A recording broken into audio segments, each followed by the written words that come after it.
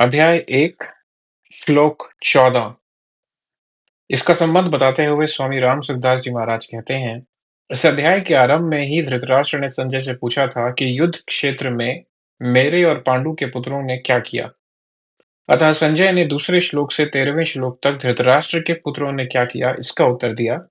अब आगे के श्लोक से संजय पांडु के पुत्रों ने क्या किया इसका उत्तर देते हैं।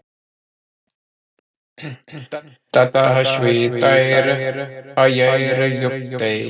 महती स्यन्दने स्थितौ माधवः पाण्डवश्चैव दिव्यौ शंखौ प्रदधमतुः। उसके बाद सफेद घोड़ों से युक्त महान रथ पर बैठे हुए लक्ष्मीपति भगवान श्री कृष्ण और पांडुपुत्र अर्जुन ने भी दिव्य शंखों को बड़े जोर से बजाया। इसकी व्याख्या करते हुए स्वामी राम सुखदास जी महाराज कहते हैं, ततः श्वेतैर्हयैर्युक्ते। चित्ररथ गंधर्व ने अर्जुन को 100 दिव्य घोड़े दिए थे। इन घोड़ों में यह विशेषता थी कि इनमें से युद्ध में कितने ही घोड़े क्यों न मारे जाएं, पर यह संख्या में 100 के 100 ही बने रहते थे, कम नहीं होते थे। यह पृथ्वी, स्वर्ग आदि सभी स्थानों में जा सकते थे। इन्हीं 100 घोड़ों में से सुंदर और सुशिक्षित 4 सफेद घोड़े अर्जुन के रथ में जुटे हुए थे। बहती स्यंदने स्थितौ। यज्ञों में आहुति रूप से दिए गए घी को खाते खाते अग्नि को अजीर्ण हो गया था। इसीलिए अग्निदेव खांडव वन की विलक्षण विलक्षण जड़ी बूटियां खाकर जलाकर अपना अजीर्ण दूर करना चाहते थे, परंतु देवताओं के द्वारा खांडव वन की रक्षा की जाने के कारण अग्निदेव अपने कार्य में सफल नहीं हो पाते थे। वे जब जब खांडव वन को जलाते, तब तब इंद्र वर्षा करके उसको या अग्नि को बुझा देते। अंत में अर्जुन की सहायता से अग्नि ने उस पूरे वन को जलाकर अपना अजीर्ण दूर किया और प्रसन्न होकर अर्जुन को यह बहुत बड़ा रथ दिया। 9 बैलगाड़ियों में जितने अस्त्र शस्त्र आ सकते हैं, उतने अस्त्र शस्त्र इस रथ में पड़े रहते थे। यह सोने से मढ़ा हुआ और तेजोमय था। इसके पहिए बड़े ही दृढ़ एवं विशाल थे। इसकी ध्वजा बिजली के समान चमकती थी। यह ध्वजा 1 योजन यानी कि 4 कोस तक फहराया करती थी। इतनी लंबी होने पर भी इसमें ना तो बोझ था, ना यह कहीं रुकती थी और न कहीं वृक्ष आदि में अटकती ही थी। इस ध्वजा पर हनुमान जी विराजमान थे। स्थितौ कहने का तात्पर्य है कि उस सुंदर और तेजोमय रथ पर साक्षात भगवान श्री कृष्ण और उनके प्यारे भक्त अर्जुन के विराजमान होने से उस रथ की शोभा और तेज बहुत बढ़ गया था। माधवः पांडवश्चैव। माँ नाम लक्ष्मी का है और धव नाम पति का है, अतः माधव नाम लक्ष्मीपति का है। यहाँ पांडव नाम अर्जुन का है क्योंकि अर्जुन सभी पांडवों में मुख्य है। पांडवानाम धनंजयः। अर्जुन नर के और श्री कृष्ण नारायण के अवतार थे। महाभारत के प्रत्येक पर्व के आरंभ में नर यानी कि अर्जुन और नारायण भगवान श्री कृष्ण को नमस्कार किया गया है। नारायणम नमस्कृत्य नरम चैव नरोत्तमम। इस दृष्टि से पांडव सेना में भगवान श्री कृष्ण और अर्जुन ये दोनों मुख्य थे। संजय ने भी गीता के अंत में कहा है कि जहां योगेश्वर भगवान श्री कृष्ण और गांडीव धनुषधारी अर्जुन रहेंगे, वहीं पर श्री विजय, विभूति और अटल नीति रहेगी। दिव्यौ शंखौ प्रददमतुः।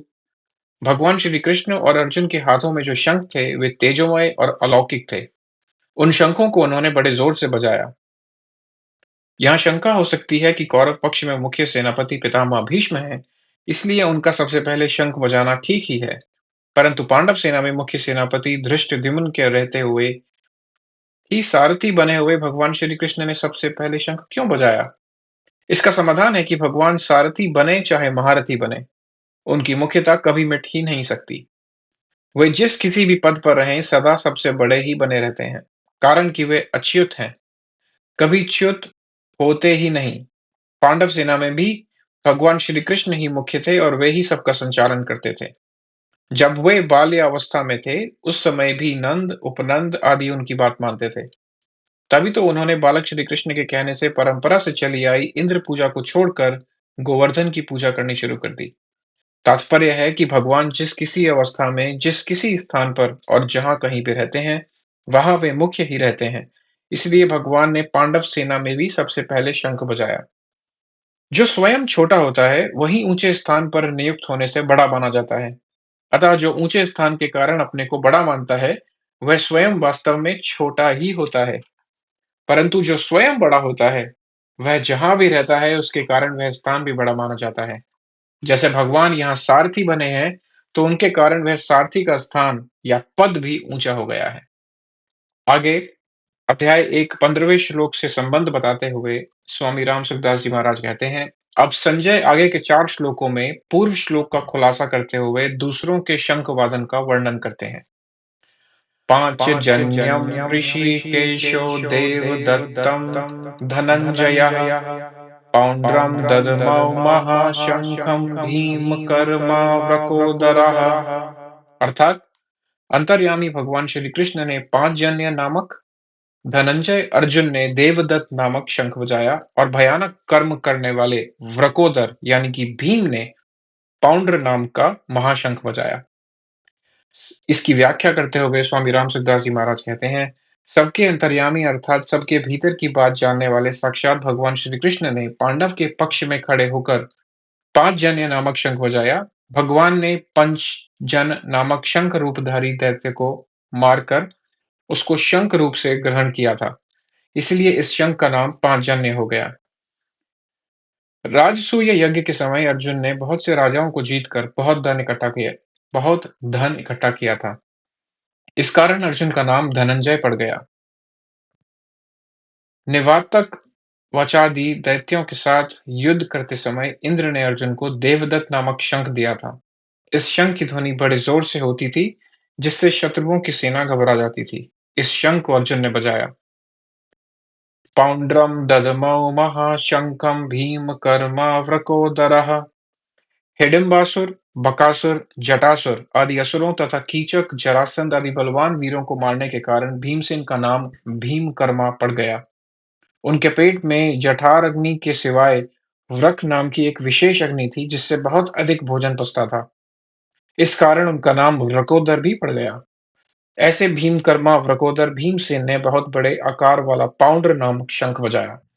अनंत विजयम राजा कुंती पुत्रो युधिष्ठिरः नकुलः सहदेवश्च सुघोषमणिपुष्पकौ।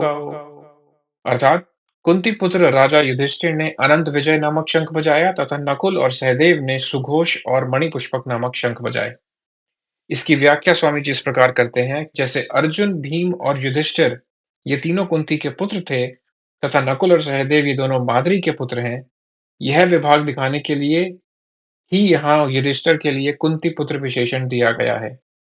युधिष्ठिर को राजा कहने का तात्पर्य है कि युधिष्ठिर जी वनवास के पहले अपने आधे राज्य इंद्रप्रस्थ के राजा थे और नियम के अनुसार 12 वर्ष वनवास और 1 वर्ष अज्ञातवास के बाद वे राजा होने चाहिए थे। राजा विशेषण देकर संजय यह भी संकेत करना चाहते हैं कि आगे चलकर धर्मराज युधिष्ठिर ही संपूर्ण पृथ्वी मंडल के राजा होंगे। इसके आगे श्लोक 17 और 18। काश्यश्च परमेशवासः शिखण्डी च महारथः धृष्टद्युम्नो विराटश्च सात्यकीश्चापराजितः द्रुपदो द्रौपदेयाश्च सर्वशः पृथ्वीपते सौभद्रश्च महाबाहुः शङ्खान् दद्मुः पृथक् पृथक्।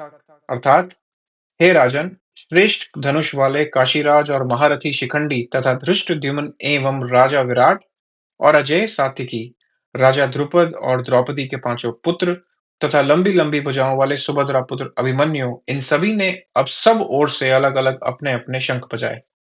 इसकी व्याख्या स्वामी जी इस प्रकार करते हैं। महारथी शिखंडी बहुत शूरवीर था। यह पहले जन्म में स्त्री यानी कि काशीराज की कन्या अंबा था और इस जन्म में भी राजा द्रुपद को पुत्री रूप से प्राप्त हुआ था। आगे चलकर यही शिखंडी स्थूणा कर्ण नामक यक्ष से पुरुषत्व प्राप्त करके पुरुष बना। भीष्म जी इन सब बातों को जानते थे और शिखंडी को स्त्री ही समझते थे, इस कारण वे इस पर बाण नहीं चलाते थे। अर्जुन ने युद्ध के समय इसी को आगे करके भीष्म जी पर बाण चलाए और उनको रथ से नीचे गिरा दिया। अर्जुन का पुत्र अभिमन्यु बहुत शूरवीर था। युद्ध के समय इसने द्रोण निर्मित चक्रव्यूह में घुसकर अपने पराक्रम से बहुत से वीरों का संहार किया। अंत में कौरव सेना के 6 महारथियों ने इसको अन्यायपूर्वक घेर कर इस पर शस्त्र अस्त्र चलाए। दुशासन पुत्र के द्वारा सिर पर गदा का प्रहार होने से इसकी मृत्यु हो गई। संजय ने शंखवादन के वर्णन में कौरव सेना के शूरवीरों में से केवल भीष्म जी का ही नाम लिया और पांडव सेना के शूरवीरों में से भगवान श्री कृष्ण, अर्जुन, भीम आदि 18 वीरों के नाम लिए। इससे ऐसा प्रतीत होता है कि संजय के मन में अधर्म के पक्ष यानी कि कौरव सेना का आदर नहीं है। इसलिए वे अधर्म के पक्ष का अधिक वर्णन करना उचित नहीं समझते। परंतु उनके मन में धर्म के पक्ष यानी कि पांडव सेना का आदर होने से और भगवान श्री कृष्ण तथा पांडवों के प्रति आदर भाव होने से वे उनके पक्ष का ही अधिक वर्णन करना उचित समझते हैं और उनके पक्ष का वर्णन करने में ही उनको आनंद आ रहा है।